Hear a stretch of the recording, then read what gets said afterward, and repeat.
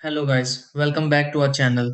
If your brand new water heater suddenly starts making popping noises and you expected everything to run perfectly, it can definitely feel confusing. Sometimes the sound appears only while heating water, while other times random popping or crackling seems to happen throughout the day. Since a new water heater can occasionally go through settling, heating adjustments, or setup related changes, the sound may not always mean something serious. Still, there are a few simple things worth checking because certain conditions can sometimes make the noise happen more often than expected. Let's go through several easy steps that may help reduce or fix popping noise from a brand new water heater. Try these. Step 1.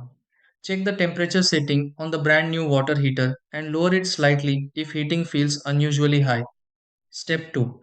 Listen closely to the brand new water heater and notice whether the popping sound happens only during heating cycles.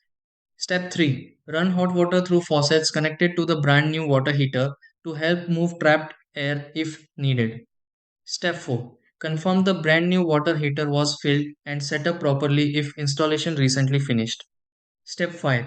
Allow the brand new water heater some time to settle if the sound only started shortly after installation. Step 6. Test hot water again from the brand new water heater and confirm whether the popping noise begins improving normally.